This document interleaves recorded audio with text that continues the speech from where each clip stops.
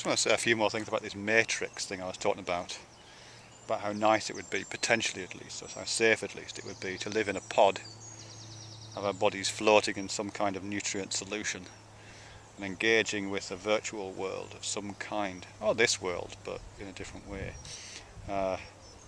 through extended kind of sensory devices, or through the machinery of technological imagination, if you like. And one of the things I've been thinking about, this is actually prompted by a comment, I think 2B Sirius left it, but it might have been somebody else. We use this phrase brain in a vat. Brain in a vat. Which I'll have to say something else about, but Daniel Dennett talks a lot about this in one of his books. I can't remember which one it is, but he does a whole series of really interesting riffs on what it would mean to have our brain floating in some kind, just not our whole body, just our brain floating in some kind of tank linked up to sensory devices and all those kind of things, and runs through the philosophical implications of the variants on that. But one of the things he says, which I think is bang on really, is that we're already a brain in a vat. That's what we essentially are in many ways. It's a vat that's made out of meat. It's a vat that is enormously sensorially connected. It's a vat which has sense organs plastered all over the outside of it, which allow it to engage with the environment. But but one way of looking at the body is exactly that. And it's so connected up. The vat that our brain is floating around in, this meat vat, is so connected up to the brain that it's effectively part of it. You know what I mean? Our brain and our body are feel as if they're part of the same entity, even though it's our brain that's doing all the process. And the reason why it feels like that is because of the sheer density of connection and the sheer density of cybernetic feedback loops that go on between our body and our brain, and the levels of representation and re-entry that goes on in terms of the signals that these things are exchanging between one another, the sensory signals and the motor signals that these things are exchanging. Hey! The dogs are saying hello, but Guy's muzzled, so it's not a problem. So you can growl, but he can't snap. Anyhow, so there we have these brain. He's trying, but he's failing. Come on, Guy. Good boy. Alright, that'll do him good. Come here. Come behind now. There you go. Oh. Henry. Come behind. Yeah. Come here. Some dog stuff going on there. Anyhow, yeah, brain in a vat. I was up to with that before Henry so rudely interrupted. Oh yeah, we're already a brain in a vat.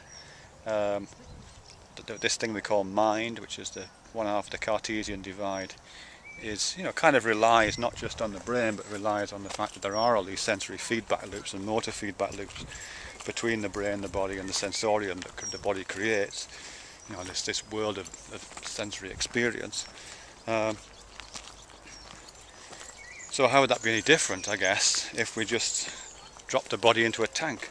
I mean, as long as the connections, as long as this fabric of highly connective tissue that joins our brains to our bodies is extended, there's not this sudden kind of cut-off, which there is at the moment. There's massive connectivity up to the level of our skin, and then beyond that kind of drops off quite a bit.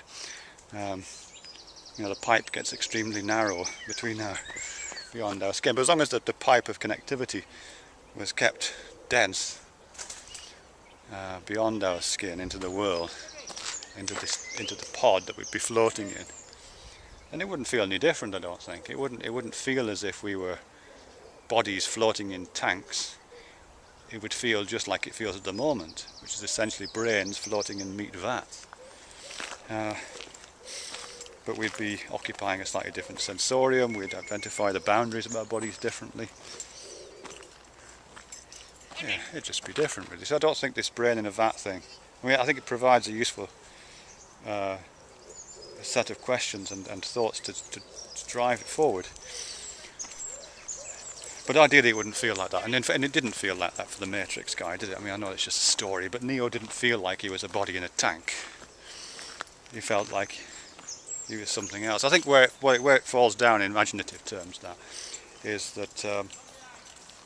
the body that he has in real life, i.e. floating in the tank, is exactly the same as the body he walks around in this matrix world. I can't imagine why you would want to do that. Because you could have any kind of body you wanted, couldn't you? You could have a distributed body, you could have a cloud body, you could have 6 bodies moving around simultaneously. You know, you could do pretty much anything you wanted.